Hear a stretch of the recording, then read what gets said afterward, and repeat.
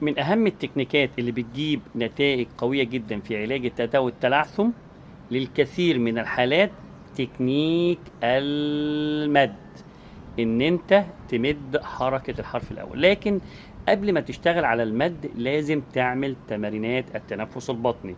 راجعوا الفيديوهات وطريقة شرح التمرينات التنفس البطني مش اقل من ربع ساعة. تمرينات تنفس ثم تمرينات لجهاز النطق، ارجعوا برضو للفيديوهات. وبعد كده تبدأ على مرحلة المد. مرحلة المد خدها واحدة واحدة. يعني مثلا لو التأتأة عند الطفل او الكبير تأتأة شديدة، فتبدأ يمد حركة الحرف الأول مع الأرقام زي كده: واحد، اتنين، تلاتة، واحد، اتنين. يبقى مدينا في الأول والتانية خدتها.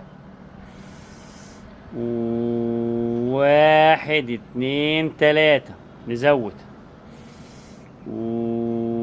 واحد، اتنين، تلاتة، أربعة. ممتاز. ياخد نفس: واحد، اتنين، تلاتة، أربعة، خمسة. ممتاز.